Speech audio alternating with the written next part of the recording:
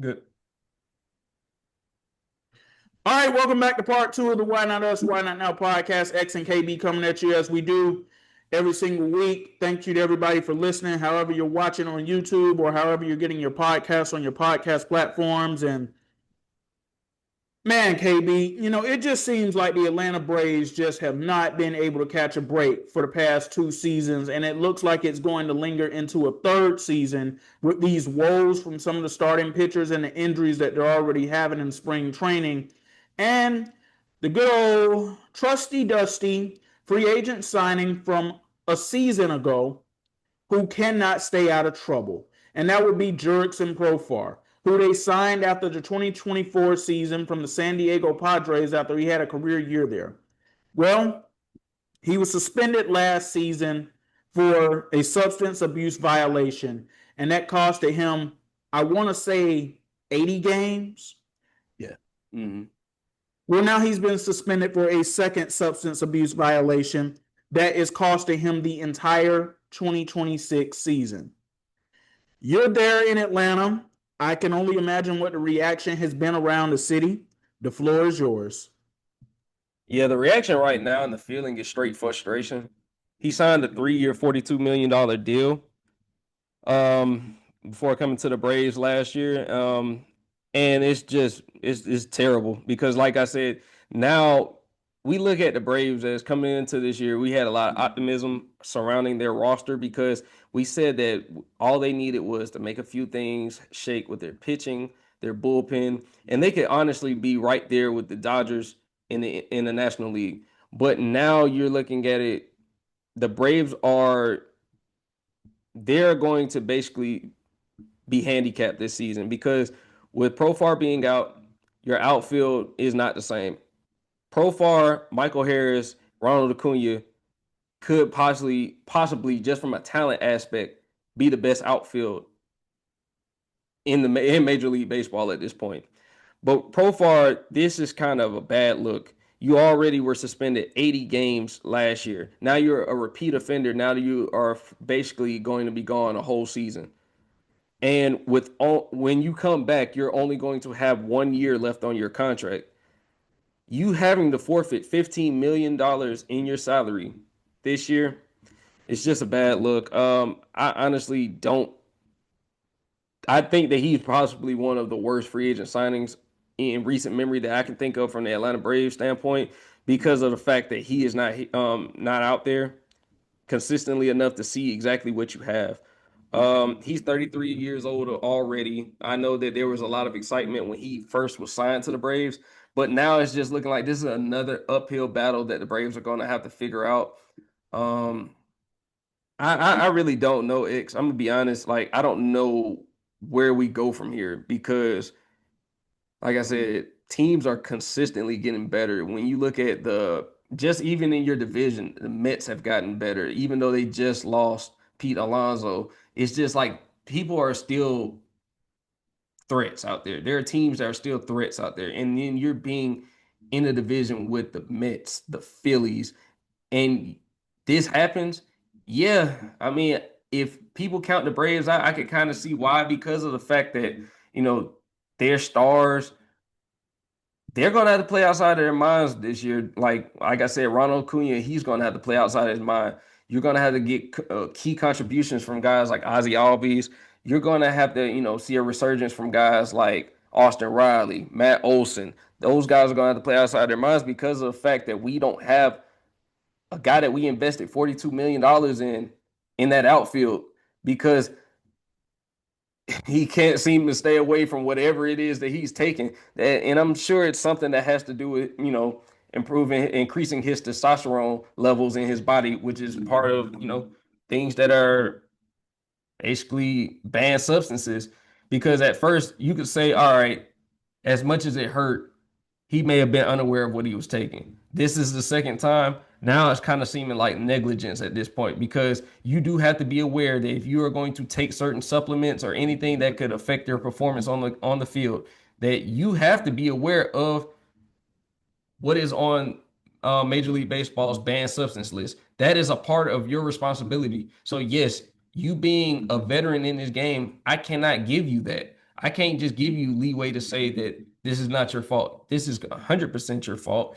And you've handicapped your team now.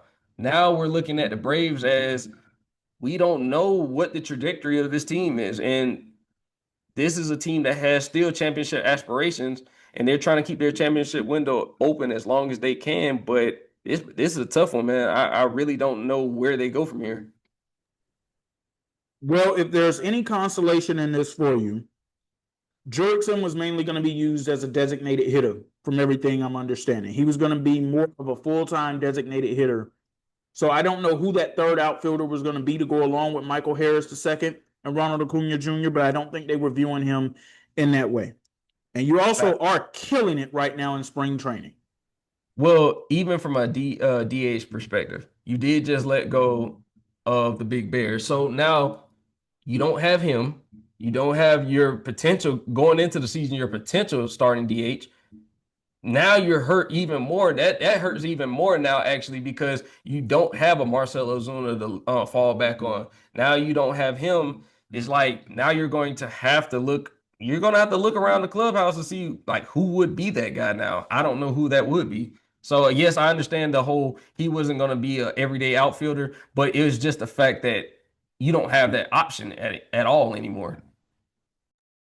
I don't know who that person is going to be either, but manager Walt Weiss is very confident that they are going to have somebody who's going to step up. That's what he came out and he said about this entire thing. Hopefully, I end up being wrong on what I said in the beginning of this, looking like it's going to linger into year 3. But man, just with the pitching woes, with the injuries, it's just not been looking good for the past few seasons. But hopefully I'm wrong about that.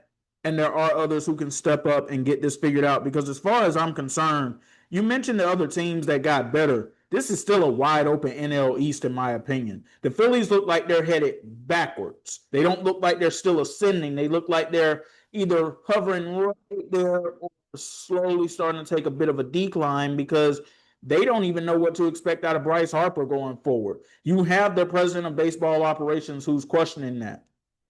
You brought up the Mets. KB, they're the Mets. I don't believe the Mets are going to do anything until I actually see the Mets do something. So, yes, while they did get better on paper, they're still the Mets. And I don't believe in the Mets until the Mets give me a reason to believe in them. The Miami Marlins, they're interesting because they had an interesting second half of the season where it looked like they had started to move in the right direction. But this is an organization that, man, they had more losing seasons than you would think that they would have. And they have 2 World Series championships in their history as well. But winning just seems to not be something that's on Miami's side. And the Washington Nationals, look, I don't know what the hell they're doing. Yeah, no, see, I think that yes, you don't know. I know the Phillies just lost Castellanos. And I will say that the only thing that is like for the Braves, I do understand that some of those teams may have looked like they're taking a step back. But I tell you that some of these NL East games are so competitive that it could literally go any way, no matter what talent is out there on the field. I feel like that the Phillies always give the Braves problems, no matter what it is, where it's at. They feel like they can compete with the Braves no matter who's out there. Now, Bryce Harper returns to the Bryce Harper of old, they're right back in it. They're right back in it. And then if you're looking at a team like the Mets, yes, they do have to show us, but they still have a guy like Juan Soto, who's one of the best players in the world, when he's on his game. So it is going to be interesting to see how the NL East race shakes out. I do think the Braves, as far as talent from top to bottom, I still think that they're the cream of the crop. They just have to remain healthy because we saw last year they were not healthy. That was a part of the reason why they weren't able to sustain anything going forward as far as being at the top of the NL East because we seen the collapse of the New York Mets last season. So it is possible that the Braves can still go in and win the pennant easily. But I think that there is a lot of talent still left in that division where it's going to be interesting. I think Miami's going to make some noise a little bit this year. They're at least going to be competitive more competitive than they've been in years past, because I don't think that was just a small sample. I do think that was a small sample size last year, but I don't think that that was something that they didn't build off of. So it is going to be interesting. Washington, they're too much of a question mark for me to really give them any type of hope or any type of grade right now. So I'm going to stay away from them. But for those four teams, I think it is going to be an interesting race this year. I really do. Here's what I'm going to tell you about Washington. They're doing things that Chicago White Sox were doing a couple of seasons ago before they ultimately fell to the bottom. They traded one of their best pitchers this offseason, and they're floating around names of some of their better players that they have on the roster now in terms of probably trying to increase the farm system even more. Like I said, I don't know what the hell is going on over there. And to be honest with you, I really don't care. But Jurickson Profar, you said one of the worst. I think it's I think it's hard pressed to say he's not the worst free agent signing in Braves history right now at this moment, because I don't know what he's actually contributed and brought to the table besides chaos. Yeah, because I mean, I can understand that you basically, by the time that he gets back, he'll be in the final year of his contract.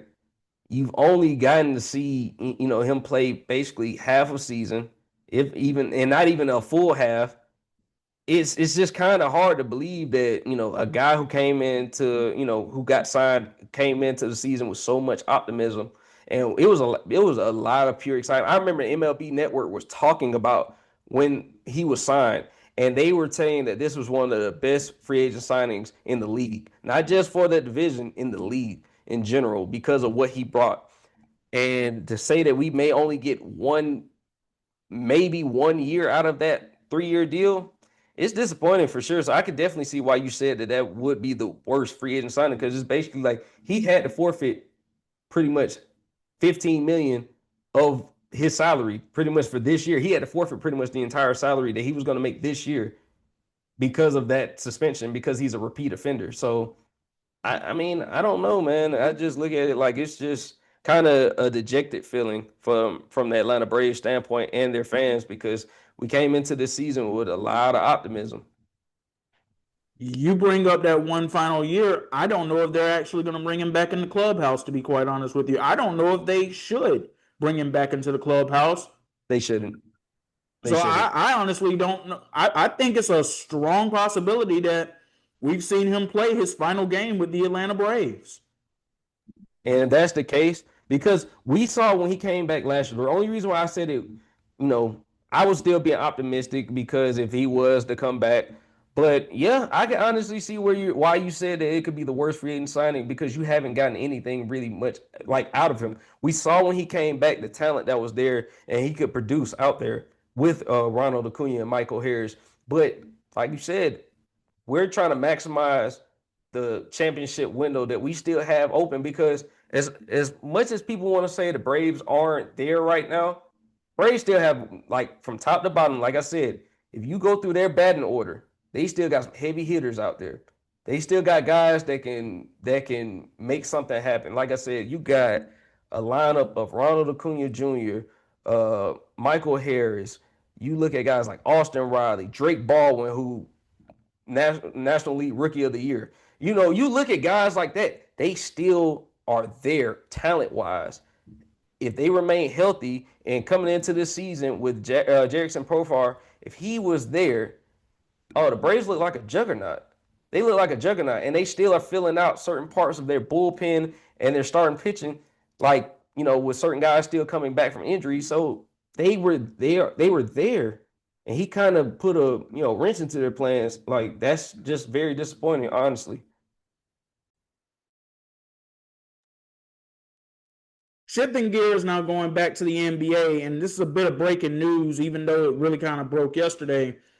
But it is official. Jayson Tatum is back. He is off of the injury report for tonight, and he will make his season debut for the Boston Celtics when they take on the Dallas Mavericks a little less than 10 months after rupturing his Achilles in the playoff series against the New York Knicks a year ago. KB, if he's even just 75% of Jayson Tatum, they should be the favorites to come out of the Eastern Conference. Oh yeah, because I look at the way they match up with a team necessarily like the New York Knicks. Jayson Tatum, if he comes back and like you say, he's at least three-fourths of what of the player that he is, while he's still trying to work on just getting back to game speed and work on certain things, yeah, they would be the favorite because I look at Detroit while they are they play a very physical style of basketball and they are honestly very imposing like physically. I think that youth their youth may be the thing that causes them to flame out in the playoffs. I'm not going to say that right now, but I feel like if they were to match up against Boston, Boston can match them physically.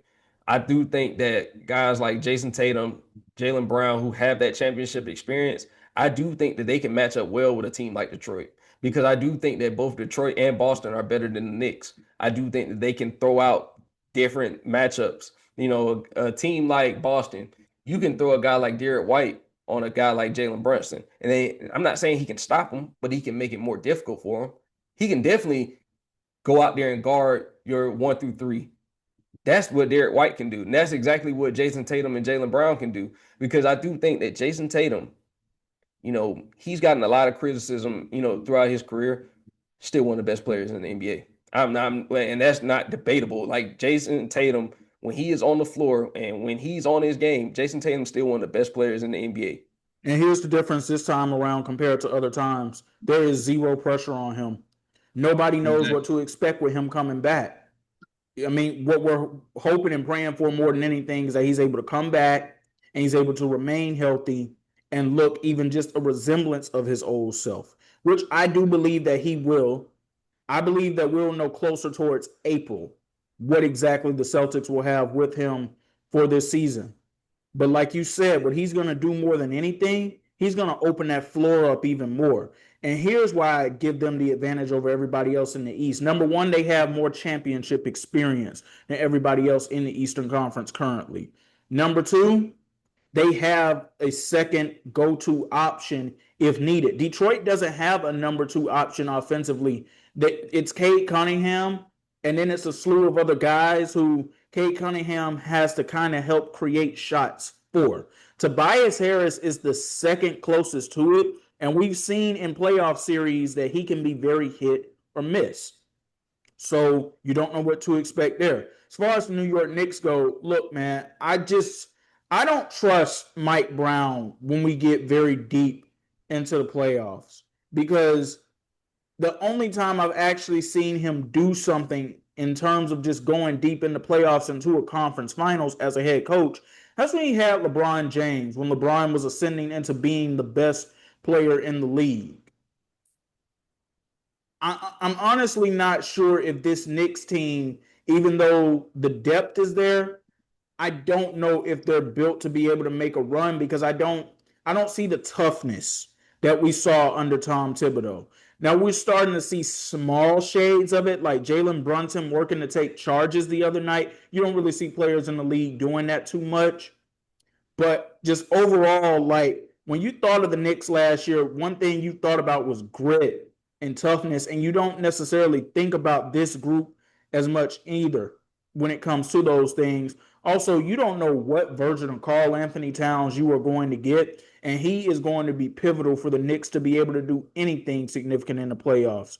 And as far as Cleveland goes, it's Donovan Mitchell and James Harden. And no disrespect to them, but until I see them actually do something in a playoff run that is consistent to where they actually do show up every single game, every single night, I'm not going to put them up there with a team like the Boston Celtics, who have proven with this duo and this head coach who deserves a lot of credit for what this team has accomplished this season and for how he has helped taking Jaylen Brown's game to the next level. I'm not going to be able to put them in that same conversation with that team.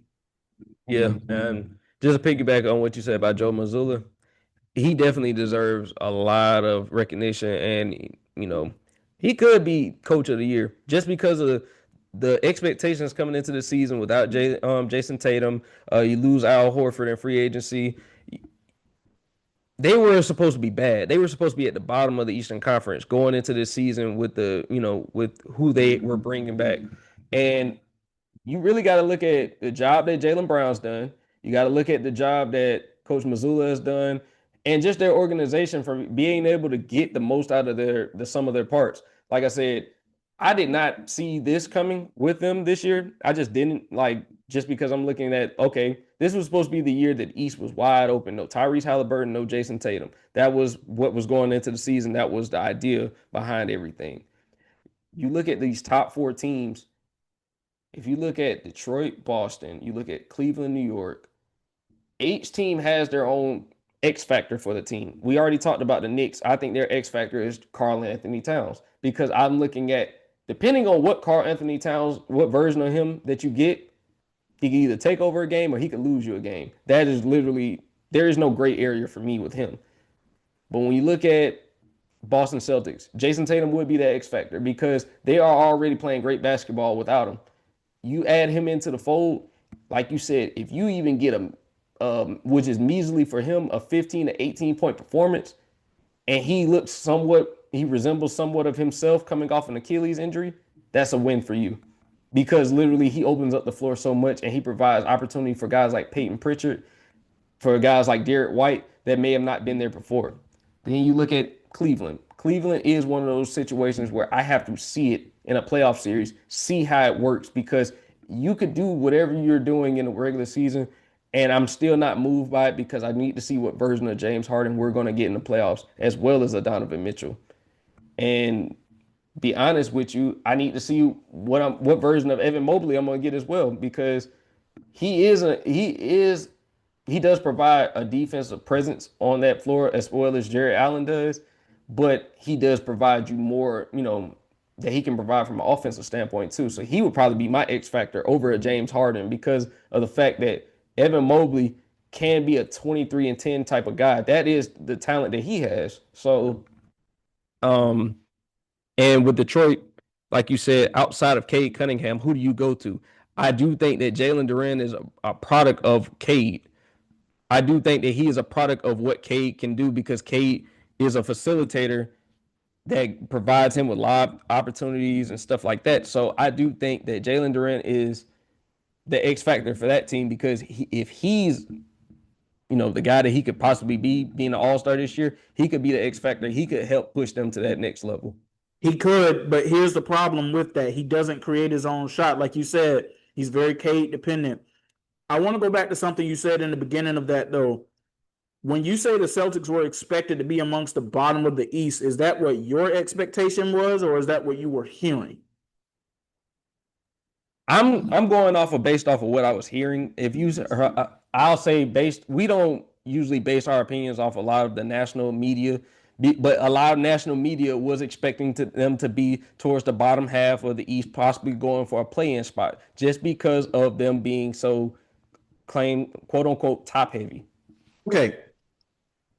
I never expected them to be at the bottom of the East. I expected them to hover around top 5, top 6, because the team was still well-rounded. And one of the reasons I thought they would still hover around that area isn't even on the team anymore, and that's Anthony Simons. They replaced him by going and getting that big man threat that they needed to add back in there in Nikola Vucevic, who I think is going to be big for them come playoff time, just with his veteran experience and what he would be able to bring to the table.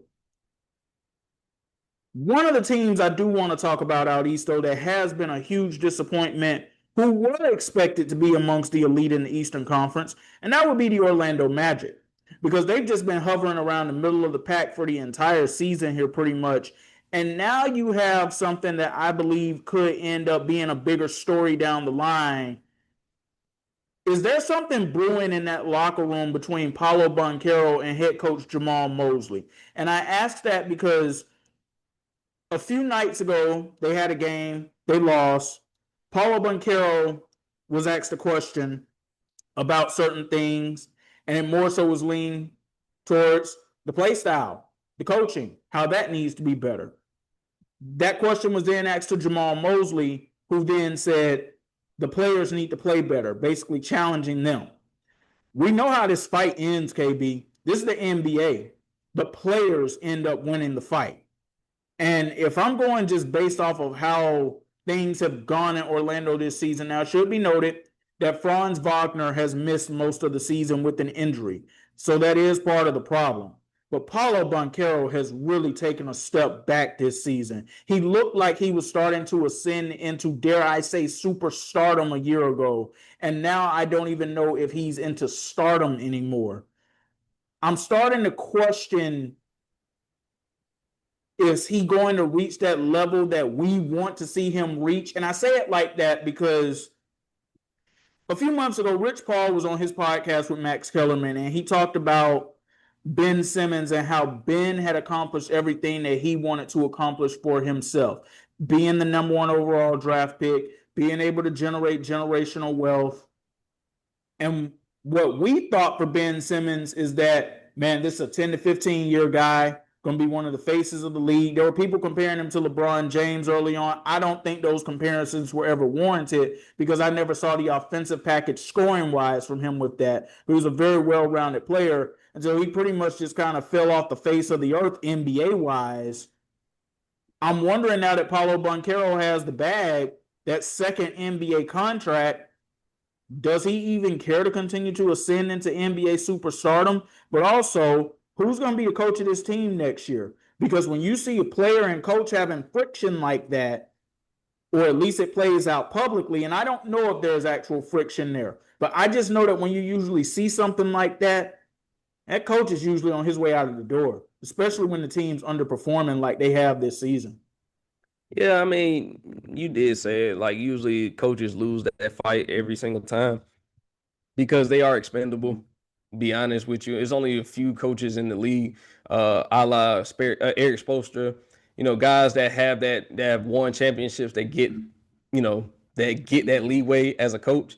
But Paulo has not been good this year. I'm gonna just go ahead and say it. From where his expectations were coming into the season, he's not been good. You go out and get a guy like Desmond Bane because you're trying to add to your hopes of, getting to that next level as far as being a top 3 to 4 seed in the East, and it just hasn't worked out this way. Here's the reason why I say that Paulo's frustration is not justified.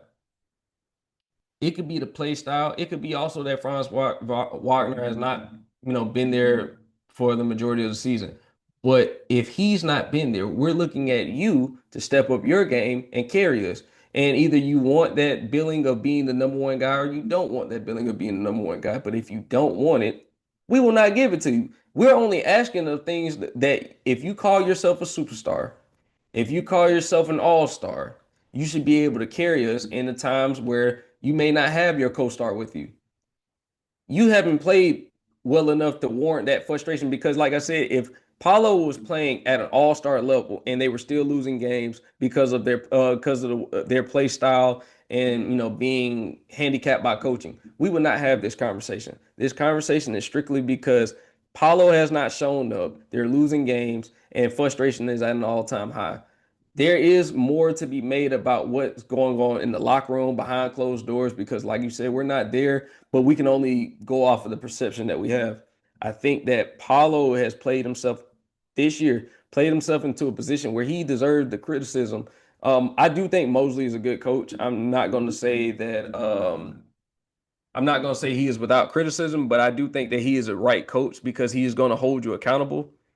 I do think that Paulo has to step his game up because, like I said, while they are going to side with the players, players are also going to receive the bulk of the criticism as well when they don't win games.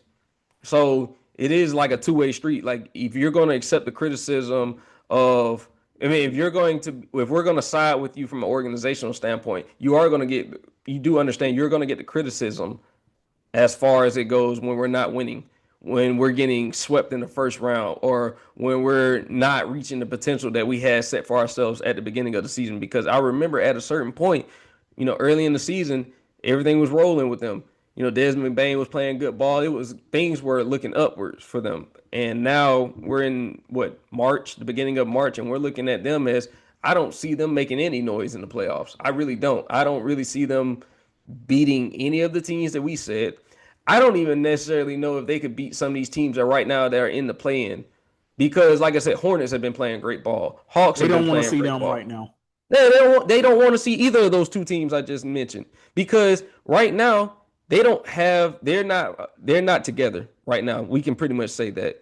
based off of the comments, you don't make those comments unless there's something broken. There's something broken, and I don't think there's enough time to fix it going into the playoffs. I do think that Mosley should be the coach going into next season because I do think there are circumstances this year that were out of his control. But I do think Paulo deserves a lot of criticism for how he played this season, given the fact that we drafted you number one overall. This is supposed to be your team, and you have not played, up to your standards or our standards for that matter.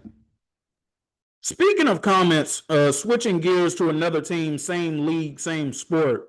I don't know if you saw this last night, but I saw it first thing this morning. Russell Westbrook went to the podium last night for the Sacramento Kings, the lowly Sacramento Kings, who have been a dormant organization this entire season. And when you look at that roster on paper, that should absolutely be unacceptable that is currently where they are sitting. But they are. They lost to the Pelicans last night. Hawks fans ain't happy about that. I don't know, KB. Maybe at this point, maybe I should be quiet about certain things that I want teams to do or not do, because ever since I came on here and I said, Pelicans, you guys keep on losing, well, they just started winning. And that just decreases the value of the draft pick more than likely that they're going to have that is going to go to the Atlanta Hawks. But back to this story. Russell Westbrook had a lot to say at the podium last night to the media, in particular in Sacramento, about how they cover the team and how they talk about the team. And it wasn't a nasty exchange. We've seen Russ have some nasty exchanges with the media. It was as professional as it could possibly be. And none of them really wanted to go back at him. He also didn't necessarily provide examples of what he was talking about. I somewhat understand it because you don't want to throw teammates under the bus, put people in weird situations where you bring up somebody's name and now all of a sudden they have microphones in their faces because people want to know, well, is there any credence or credibility to what Russ is talking about with this example or this situation? And he wasn't necessarily talking about how they talk about how the team is struggling, their record, how they're playing. It more so was focused on what they talk about with what's going on in the locker room. And I don't read about the Sacramento Kings. I don't watch the Sacramento Kings. But if what Russ was talking about is indeed true, then he is indeed validated on what it is that he is talking about with that 100%. Well, that's going to do it for this edition of the Why Not Us, Why Not Now podcast. X and KB, we thank you for joining us, having some technical difficulties on our end. So we're going to end up cutting this one short. But as always, we appreciate you and we're saying peace.